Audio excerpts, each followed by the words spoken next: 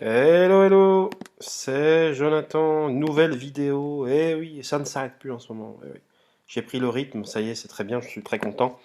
Alors, nouvelle vidéo, je vais parler déjà, je vais rendre un hommage vraiment à la chaîne de My Project 3.0 et à Argent d'Or, parce que ce qu'ils ont fait, je pense que très peu de personnes le font, très peu de youtubeurs, et c'est tout à leur honneur. D'avoir recommandé l'une de mes vidéos. J'étais vraiment très touché. C'était pas, absolument pas le but. Alors j'étais à deux milieux de tout ça. C'était vraiment pour prévenir les différentes communautés d'iMarketing déjà. C'était par pure bienveillance, hein, comme l'indique le nom de la chaîne d'ailleurs. Mais je m'attendais absolument pas. Alors je ne vais pas parler de succès parce que c'est avec le temps qu'on parle de succès. Mais je m'attendais pas à cette montée en puissance, je dirais soudaine, due et essentiellement due à My Project 3.0. Donc déjà, je te salue à nouveau. On l'a déjà fait en privé, mais vraiment, c'est remarquable et je suis absolument pas étonné que tu réussisses à ce point-là. Donc je rappelle près de 10 000 personnes dans sa chaîne qui le suivent vraiment très régulièrement. Argent d'Or, pareil, plus de 6 000 personnes et continuez à les suivre vraiment parce que c'est quand on fait un travail en profondeur, sérieux, avec autant de bienveillance, ben moi je dis bravo. Donc voilà, je voulais tenir à faire en préambule ces félicitations, voilà, qui sont amplement méritées d'ailleurs, hein, vous en conviendrez. Donc, on va commencer avec une vidéo, je parlais que de ça.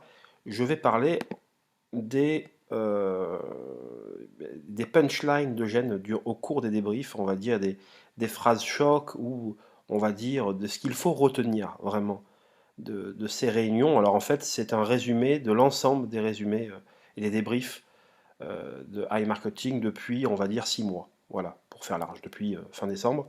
J'en ai sélectionné quelques-unes. Il n'est pas improbable du tout d'ailleurs que je recommence, j'en fasse d'autres, une ou deux autres à l'avenir de vidéos concernant ça. Voilà, alors déjà, vous voyez, donc bon, ça, je vais le mettre de côté. Euh, donc, première phrase en anglais. Alors, il y aura de l'anglais, je vais traduire directement. Le but, c'est pas que vous restiez longtemps sur cette vidéo quand même. Alors, en fait, bon là, c'est la seule phrase où j'ai oublié de mettre la question qui avait été posée. Donc, en fait, je lui avais dit, est-ce que vous comprenez, Eugène, qu'il y a beaucoup de gens qui s'inquiètent quand même et qu'ils ont peur, en fait, que vous, vulgairement parlant, que vous soyez un scam ou que vous vous tirez avec la caisse. Mais il a répondu, on aurait pu disparaître il y a 6 mois. Comme vous voyez, c'est la première phrase, là, vous voyez. On aurait pu disparaître il y a plusieurs mois, mais nous sommes toujours là en train d'essayer de régler les problèmes. Donc voilà. Bon, voilà sa réponse. Autre message. Donc ça, vous voyez, c'est moi qui lui avais fait ce message. J'ai sectionné, pas que moi, hein, au niveau des phrases, hein, au niveau des interventions durant le débrief. Donc là, il s'avère que c'est une de mes phrases. Alors, on est un peu effrayé avec autant de problèmes. Euh, vous pourriez prendre la décision d'arrêter tout ça, d'arrêter le business.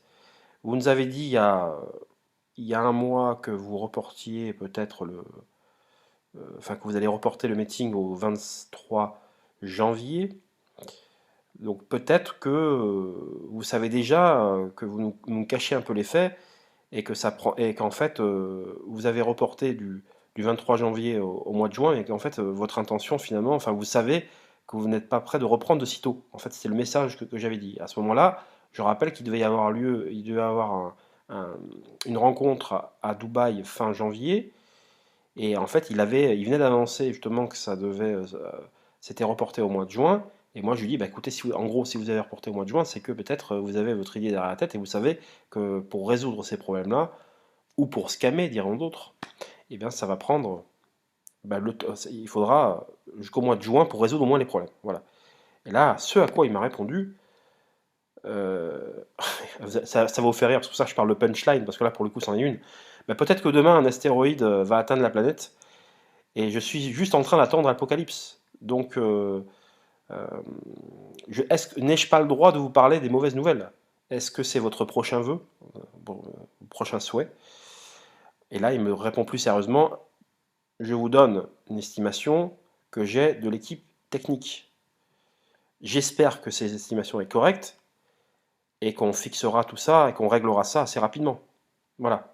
Voilà, c'était sa réponse, vous voyez. Donc il me parlait d'astéroïdes, ça fait d'ailleurs pas mal rire certains leaders et à juste titre parce que bon, on s'attendait pas du tout à une telle réponse de sa part. Voilà.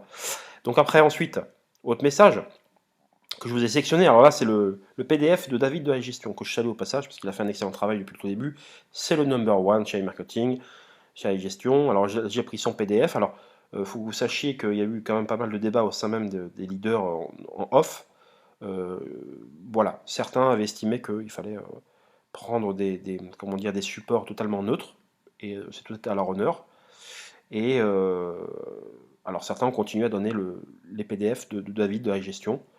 Voilà, moi je vous avoue que je suis arrivé tardivement dans ces groupes-là, et finalement, voilà, moi je suis ouvert à tout, et je pense qu'effectivement c'est pas mal si on peut donner un peu de neutralité à tout ça, et de pas signer les documents, ou de voilà, mais voilà, bon, je trouve que la réflexion était tout à fait intéressante.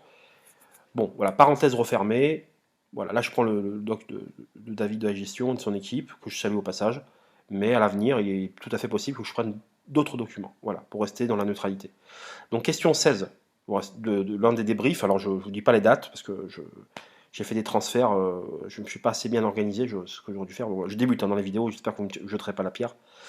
Je suis très perfectible encore, comme vous pouvez vous en rendre compte. Question 16, je pense que vous avez investi votre argent sur le marché de la crypto-monnaie et que vous attendez que le Bitcoin monte à 72 000 dollars. C'est mon hypothèse. Alors là, le leader a parlé de 72 000, il aurait pu parler de 70, 80 ou 100. Hein, on est d'accord. Mais à ce moment-là, le BTC était à 50. Hein. Là, il est retombé à 20, on est d'accord. Et là, la réponse de Gênes, pourquoi ne pas attendre dans ce cas-là que le BTC devienne à 1 million de dollars? Puisque c'est vrai que certains l'annonçaient à 100 000, 200 000, 500 000, voilà. Et donc, voilà la réponse de Gênes, finalement. Bah oui, c'est une réponse, il a bien répondu. Et là, il a répondu à quelque chose qui m'a vraiment interpellé, et qu'il répète, il ne cesse de répéter. Vous vous trompez à 100% sur votre idée d'investissement, ou quelqu'un vous a induit en erreur. Voilà. Donc là, il sous-entend clairement, il dit clairement que quelle que soit la montée et la baisse du BTC, iMarketing paiera si les problèmes techniques sont résolus. Les réponses ont toujours été en ce sens. Alors je sais que certains ont des doutes, et à juste titre d'ailleurs. Et moi, je n'ai pas spécialement d'avis, je ne veux pas m'aventurer dans les choses, et finalement risquer pour avoir tort plus tard, dans un sens comme dans l'autre. Alors là, je me suis entretenu, figurez-vous. Vous savez, vous connaissez Phil Becca, celui qui a fait, à mon avis, avec David de la gestion et Phil Becca, c'était les deux meilleurs, de loin. Mais alors de loin, pour les vidéos et marketing, je les salue au passage, je ne le connais pas, moi. Par contre, je connais son parrain. Donc voilà, je ne vais pas citer son nom, parce que j'ai pas envie que vous l'embêtiez. Et son parrain, donc Phil, il m'a dit, écoute, là, il y a des wallets BTC depuis fin octobre qui n'ont dont notamment une grosse, et depuis le 26 octobre, il me dit, écoute, bon, il me fait, je préfère pas que t'en parles, que tu me cites, etc. Donc vous découvrirez ça plus tard.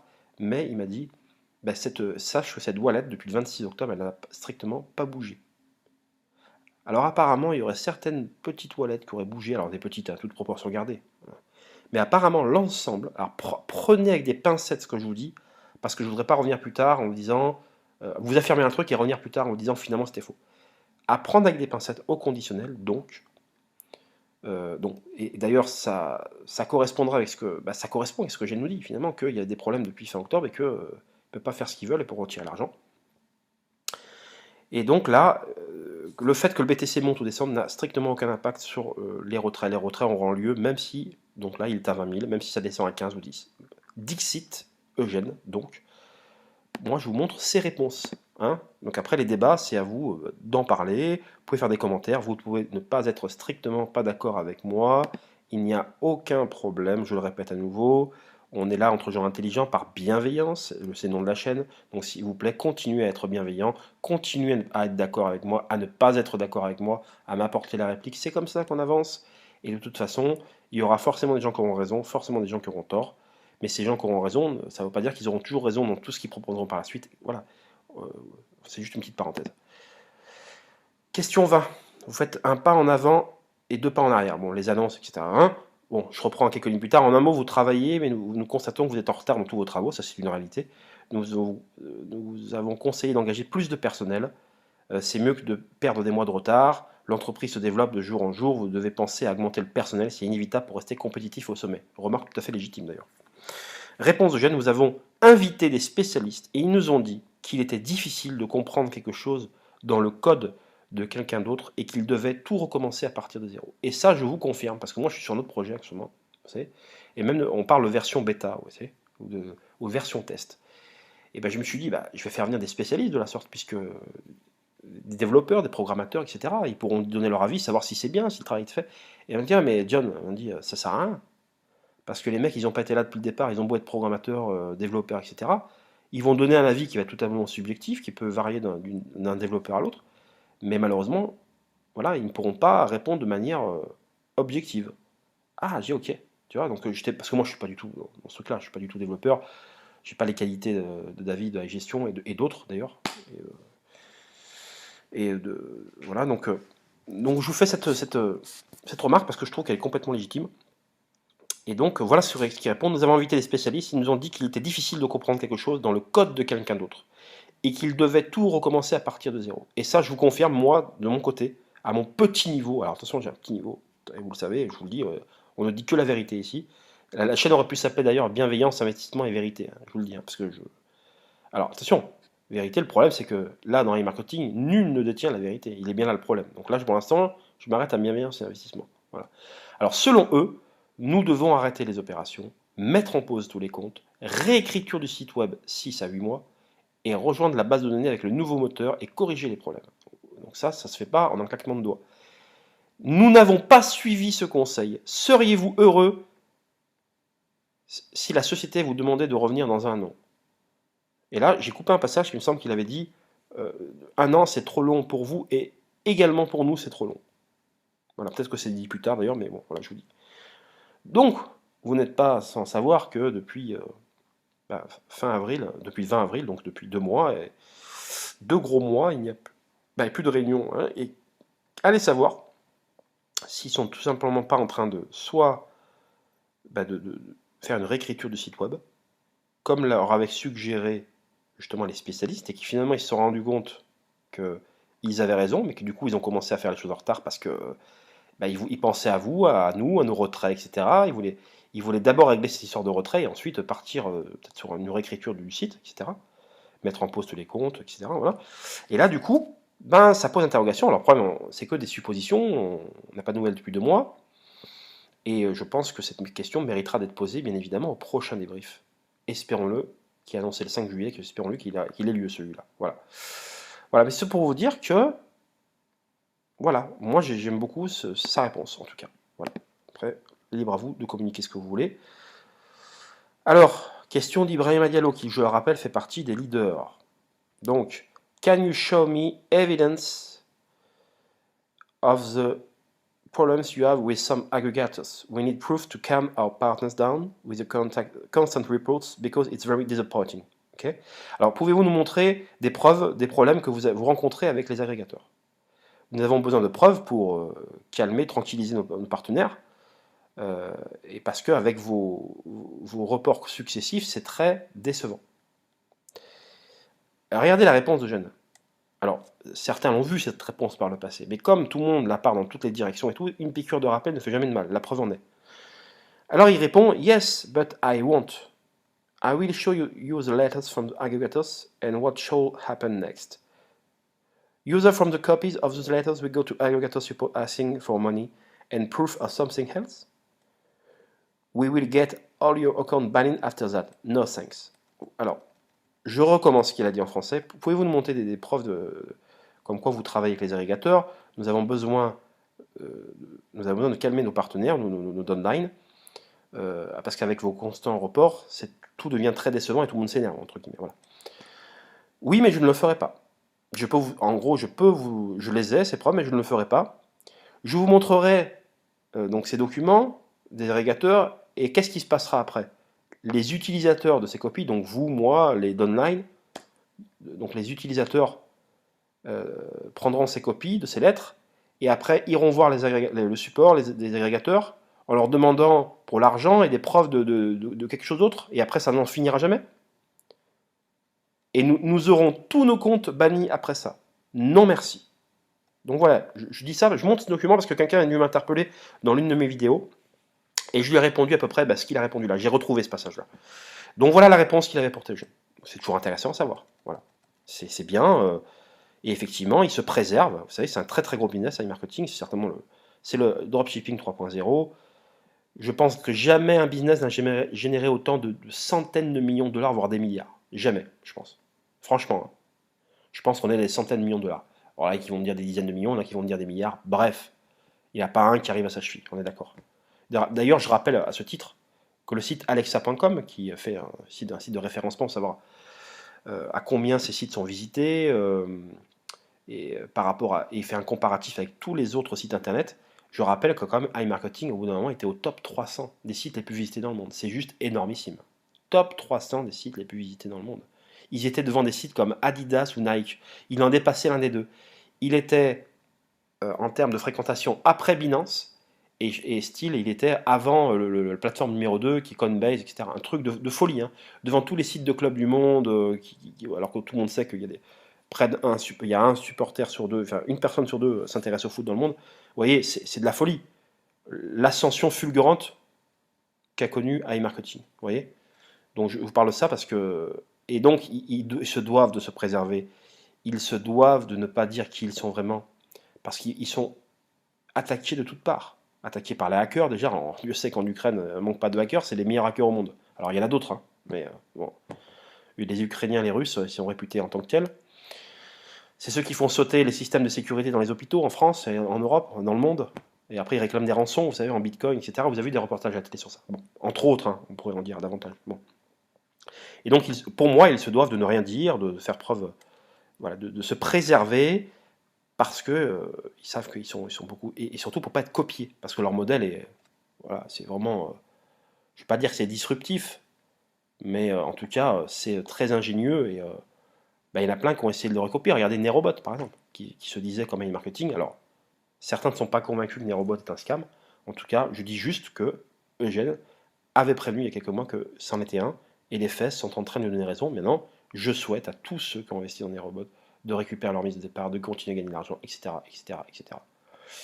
Donc voilà, soit dit en passant. Autre question. Donc je rappelle que ces questions-là, ce ne sont pas des questions d'un seul débrief d'une seule journée. Je les ai pris pêle-mêle comme ça, il y en a des débriefs maintenant depuis le temps, et j'en ferai d'autres par la suite. Regardez, monsieur Eugène, faisons quelque chose. Fermez toutes les portes d'investissement, même de réinvestissement, comme celles que vous avez fermées au système de retrait. Laissons les robots s'éteindre et vous pourrez faire votre travail facilement, afin qu'il n'y ait pas de pression, de lenteur dans votre travail. Regardez sa réponse. Certaines personnes nous demandent de le garder ouvert, car elles ne manqueront pas le revenu du partenaire. Effectivement, il y a toujours des mécontents. Si vous faites ça, les gens qui se gavent dans l'affiliation au-dessus, qui sont pas assez gavés, vous comprenez, parce qu'ils n'ont pas assez gagné. Je dis ça de manière ironique, hein. Ben, il y en a qui vont se plaindre, et après ils seraient capables de dire n'importe quoi à leur downline, ils seraient prêts à vendre leur mère pour continuer à, vous voyez ce que je veux dire, affilier, etc. Donc pour calmer ces personnes-là, parce que finalement c'est le gros du réseau, eh ben, ils ont laissé maintenu ouvert. Après, bien sûr, on peut critiquer, on peut pas être d'accord, on peut dire qu'il dit ça, ça l'arrange, on peut le dire, bien sûr, bien sûr, bien sûr. Je suis en train de vous donner sa réponse. Et là, il a dit, je vérifierai auprès de l'équipe technique si cela a quelque chose à voir avec la vitesse. Et ça, vous voyez, c'est bien de reprendre et de relire les débriefs, les comptes rendus, parce que ça, je ne crois pas qu'il en ait reparlé par la suite. Et vous voyez, c'est important que je fasse cette vidéo, parce que j'en ferai d'autres du même type, et après, j'en ferai une autre avant les débriefs, pour vous interpeller, pour vous faire participer à toutes ces réunions de manière indirecte, parce que c'est vous, je vous interroge vous pour poser ces questions, que vous me les donniez 1-2 jours avant le début du débrief, et comme ça vous participerez, et on sélectionnera, vous et moi, on fera participer Argent d'Or, on fera participer Mike Project 3.0, parce que c'est normal, hein, ils sont en première ligne, hein, c'est eux qui m'ont aidé à commencer à me faire émerger, donc tout le mérite leur en revient. Ils feront participer leur communauté et on participera tous ensemble, si vous en êtes d'accord. Alors, autre question. How long will it take for your team to create your own aggregators? Alors, réponse. Alors, je le dis traduit directement. Combien de temps ça prendrait à votre équipe pour créer votre propre agrégateur? Et ça, c'est David de la gestion qui a posé la question. Ça prendra trop de temps. Alors, je traduis directement, hein. Et c'est pour ça qu'on n'a pas pris cette solution-là. On essaye de résoudre les problèmes existants. Créer son propre agrégateur peut prendre jusqu'à 1 an, et personne, y compris nous, n'a cette patience-là. Vous voyez, en fait, c'était ce que je vous disais, je pensais que c'était à la question précédente. C'était pour, vous voyez. Donc en fait, il y avait cette solution, elle existe toujours. Et sachez que quand bien même, et ça c'est très important ce que je dis là, et ben il y a tout qui foirerait, que au niveau de l'argent, etc. Je pense que ça, ils repartiront sur un nouveau truc avec leur propre agrégateur. Ils n'auront plus d'emmerde par la suite. Alors après, ça sera cette histoire d'argent bloqué. Alors, je rappelle que l'an dernier, à pareille époque, quasiment à un mois près, il y a Roskomnadzor, donc c'est un peu un agent russe qui contrôle un peu les finances en Russie, avait bloqué les fonds d'Ali Marketing des précédentes campagnes, ça remonte à un an quasiment, et qu'ensuite c'est redémarré fin août, ça a duré jusqu'à fin octobre, donc ça a duré 2 mois, après les problèmes rencontrés cet été. Donc c'est reparti, hein, fin d'été, et ça a duré 2 mois. Et donc après, c'est reparti, bah, vous savez, avec le fonds Protect, etc. Donc la plupart d'entre nous sont déjà remboursés, certains d'entre vous toujours pas, mais en tout cas, les 22% et demi sont toujours à l'ordre du jour pour récupérer les fonds bloqués de notre ancienne campagne. Donc en fait, iMarketing s'est assis, je vous le rappelle, sur la moitié de leurs fonds propres, donc la moitié c'est 22% et demi de leurs 45, pour pouvoir nous rembourser. Ce qui est quand même un signe qui prouve qu'ils veulent pérenniser leur activité et qui ne viennent pas frustrer les gens. Voilà. Autre question. C'est très intéressant, hein, moi je trouve, hein, de faire ces vidéos-là. Bonsoir Eugène, aujourd'hui je suis sûr que tout le monde s'attendait à l'annonce du retour des retraits après la réunion du 13 janvier. Vous nous avez confirmé la date du 22, tout le monde dans les chats a célébré la puissance de l'entreprise. Les leaders nous croient vraiment et apprécient votre travail. Merci pour le soutien. Et regardez ce qu'il répond. J'ai sélectionné ça parce que ça paraît être une question bateau. J'en ai moi-même depuis longtemps marre de trouver des excuses de briefing en briefing. Alors je sais qu'il y en a qui vont faire de l'humour avec ça, ils vont dire ouais, il n'y a que ça. Et là, ça date de mois de janvier, on est 5 mois après, il y a toujours des problèmes. Effectivement, vous avez raison, hein, ce que vous dites, les gars. On ne dit pas le contraire. Hein. Mais ça expliquerait pourquoi, en fait, Eugène, bah, il fait plus de débrief parce qu'il en a marre de revenir tous les 15 jours et il sait qu'il va faire des déçus, des déçus, des déçus. Mettez-vous à votre place. Vous avez un business qui marche, qui a marché, qui a eu des difficultés, qui est revenu, qui a chaque fois. Et à chaque fois, eh ben, il y a des problèmes et vous revenez parce que c'est comme ça. Hein, c'est un peu la rançon de la gloire, hein, ce qui arrive à e-marketing. Alors voilà, là je parle pour ceux qui leur cherchent des noises, mais après il y a leurs problèmes techniques. Moi, de mon point de vue, ils auraient dû bloquer le nom des utilisateurs et privilégier les premiers qui leur ont fait confiance. Premier arrivé, premier servi. Je leur ai suggéré cette idée-là. Pour eux, il n'y avait pas spécialement de souci à continuer s'il y avait d'autres personnes qui voulaient venir derrière. Bon voilà. Alors je sais, il y en a qui vont dire oui, ça les arrange, parce que derrière ils récupèrent du pognon, etc. Les derniers entrants, c'est un Ponzi, ça va pour ceux du dessus, etc., etc. Mais oui, ça se tient ce que vous dites. Effectivement, c'est une possibilité. Mais en tout cas, la communication n'a jamais été axée de ce côté-là. Peut-être c'était caché. Beaucoup d'entre vous le pensent. Moi, je ne le pense pas. En tout cas, j'ai pas suffisamment de preuves pour pouvoir le dire en l'état actuel des choses. Mais en tout cas, vous voyez, cette phrase en dit long sur le fait, sur son comportement actuel. En plus qu'il y a une guerre, parce que là, on était au mois de janvier, et 2 mois après, enfin, un mois après, il y a eu le début de la guerre en Ukraine. Là encore, il y en a qui vont dire, des complotistes ou des je sais pas quoi, qu'il n'y a pas de guerre en Ukraine, ou que c'est un prétexte pour pouvoir justifier. Mais vous vous rendez compte de ce que je suis en train de dire. C'est un prétexte. Vous avez un pays qui est en guerre. Comment le nier? Les mecs, ils continuent de travailler, alors qu'il y en a certains qui sont partis, je le rappelle, faire la guerre en Ukraine. Ils l'ont dit, hein. Bon, j'ai pas sélectionné ce truc-là, mais j'aurais pu le faire, ça méritait d'ailleurs d'être dit. Et malgré tout, il essaie de trouver des solutions pour pouvoir avancer, etc. Mais comment vous pouvez dire des choses pareilles? Je veux dire, ouais, ça a rajouté en fait cette guerre de la difficulté à de la difficulté. Et ça explique pourquoi, eh ben, c'est peut-être encore plus long qu'en revenir d'avant. Voilà. Donc vous voyez, il en a marre de trouver des excuses de débrief en débrief. Voilà. Donc il a envie, je pense qu'il veut un peu qu'on lui lâche la grappe, il veut travailler sereinement et pas être entouré de négativité, ça se comprend parfaitement. D'ailleurs, je souligne au passage quand même que vous vous plaignez d'e-marketing et vous avez totalement raison parce que c'est long, même eux le disent que c'est long, hein. Même eux, vous croyez, hein. Faut pas croire, hein. 8 mois, ça les enchante pas. Mais si vous saviez le nombre de projets où il y a eu du retard, mais un retard considérable, et je tairai les noms, parce que certains d'entre eux se disent éthiques, se disent ci, se disent ça.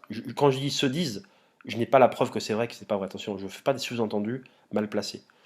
Mais ce que je veux dire, c'est que tout a pris du retard. C'est impressionnant. D'ailleurs, tout le monde pense aussi que c'est dû au fait que le BTC, l'Ether, ont vraiment chuté dramatiquement là, depuis quelques mois. Hein. C'était divisé par 3, hein, en grosso modo. Et donc, certains donnent cet argument-là. Alors, vous avez vu que que Eugène, lui, ne l'entend pas de cette oreille, mais après, voilà, il y a eu du retard dans tout. Donc, bah, y compris dans les marketing, malheureusement, ça n'a pas dérogé à la règle. Par contre, je me méfierais quand même de pas mal d'autres opportunités, mais ça n'engage que moi. Voilà. Ce serait bien de faire plus de débriefing au cours des prochaines semaines, mois, afin de rassurer nos équipes qui sont contrariées. Ça, c'était une question que j'avais posée moi, je me rappelle. Et il m'a même dit quoi? Dès que les opérations seront revenues à la normale, tout le monde sera rassuré. Et d'ailleurs, les débriefs seront dès lors beaucoup plus réguliers.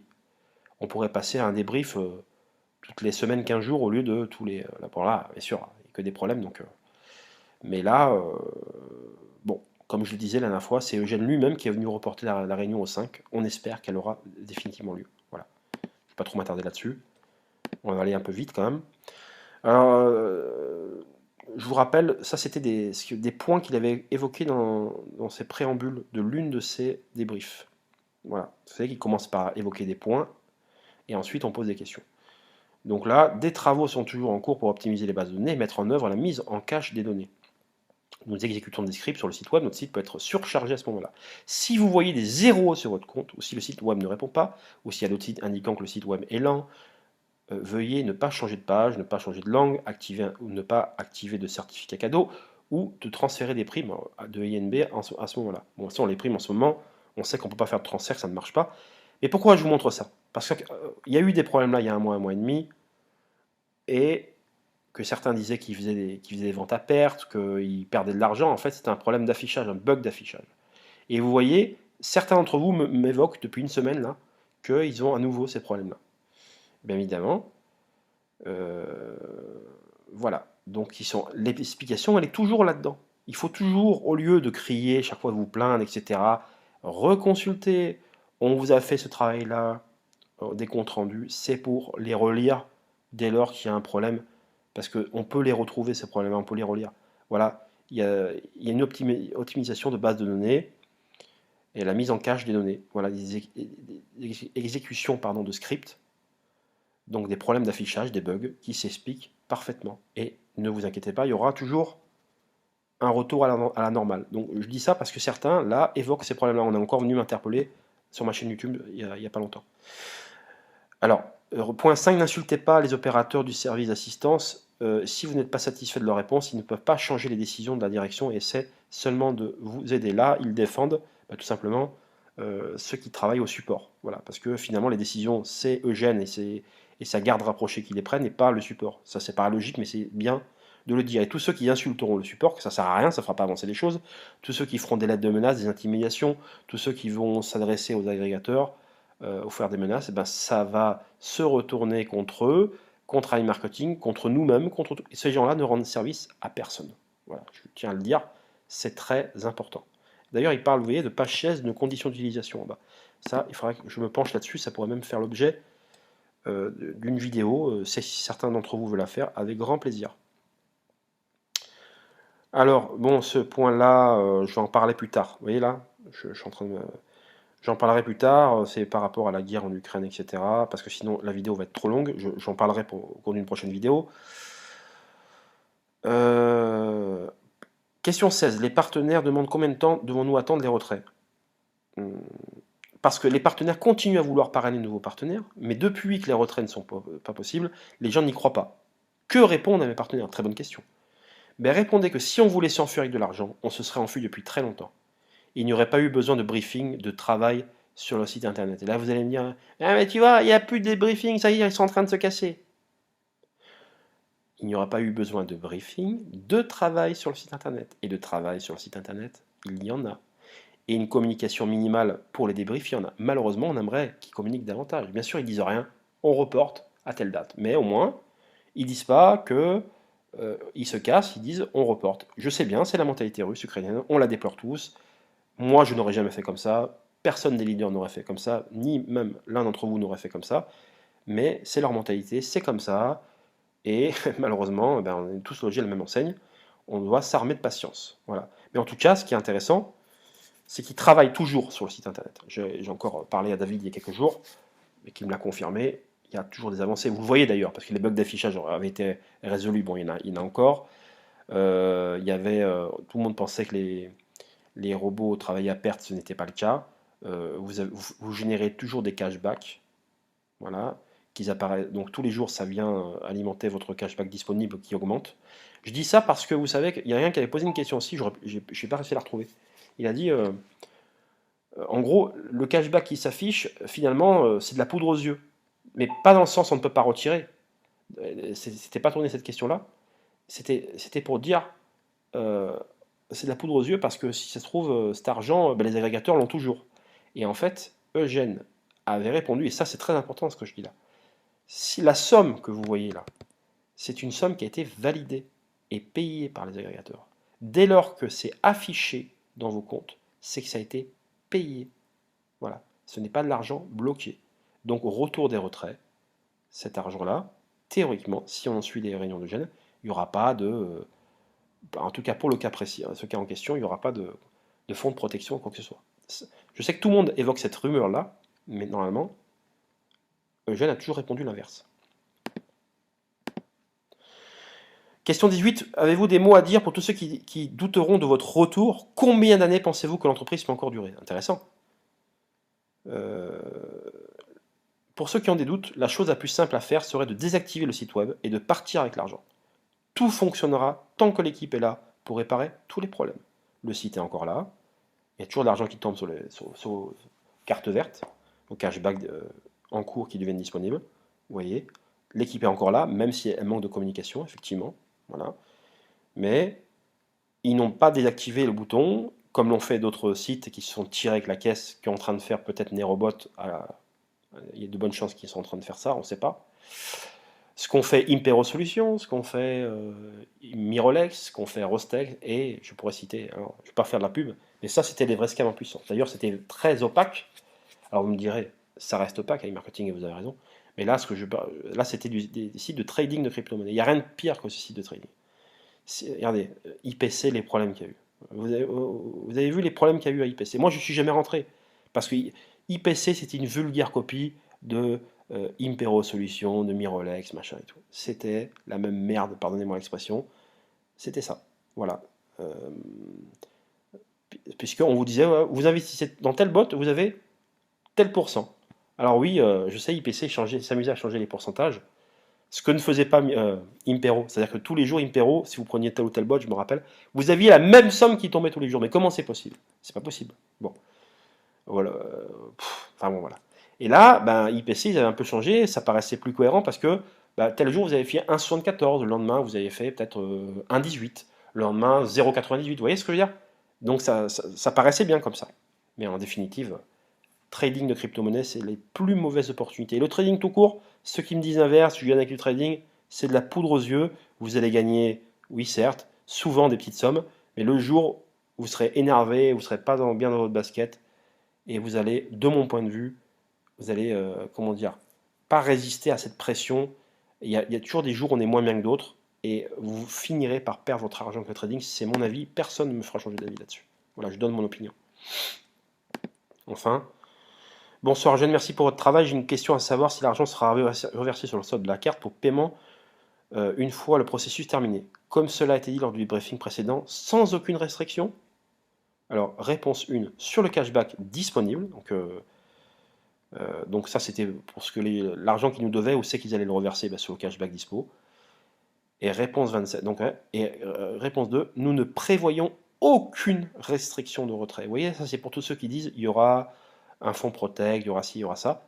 Ils ne prévoyaient toujours jusqu'à donc ce début d'année aucune restriction de retrait. C'est important de le dire. C'est la communication officielle. Et si d'aventure ça venait changer, on leur dira oh, vous nous avez dit que c'était il n'y a pas de restriction. Mais jusqu'à présent, ils ont toujours été cohérents. On peut dire je n'y crois pas, mais vous ne pouvez pas dire que les propos ne sont pas cohérents. Voilà. Mais cohérent ne veut pas dire sûr. Vous voyez, cohérent en mathématiques, tu peux partir d'un mauvais truc, mais être cohérent jusqu'au bout. Tu as été cohérent, mais sauf que tu t'es planté parce que tu es parti d'un mauvais postulat, tu vois. Mais voilà, là, ce que je veux dire, c'est qu'il a été cohérent de A à Z, ce qui ne veut pas dire, je le répète, que il y a une possibilité qui nous roule, bien sûr, dans la farine depuis le début. Mais pour l'instant, une chose est sûre, c'est que c'est mené de main de maître. Moi, pour moi, c'est trop. Voilà, pour moi, c'est trop sincère pour que ça soit un scam. Je pense que les réponses sont vraiment des réponses sincères. Voilà, voilà, moi, c'est mon ressenti. Le ressenti d'un leader qui participe régulièrement à des débriefs. Vous pourrez certainement trouver d'autres leaders qui vous diront l'inverse. Voilà, je ne discute pas avec eux. Moi, j'ai besoin de personne pour me forger mon propre opinion. 30, question 30. L'entreprise sera-t-elle en mesure de répondre à la demande si le montant du retrait est trop important? Y a-t-il une limite de retrait si les investisseurs retirent massivement en masse? Ça, c'est une question-là. Plusieurs d'entre vous se sont posées. Et on a beau avoir donné des réponses, mais à chaque fois, il y a les mêmes doutes qui reviennent. Alors la réponse est, nous prévoyons d'utiliser uniquement la crypto afin de pouvoir traiter tous les volumes. Uniquement la crypto, tous les volumes.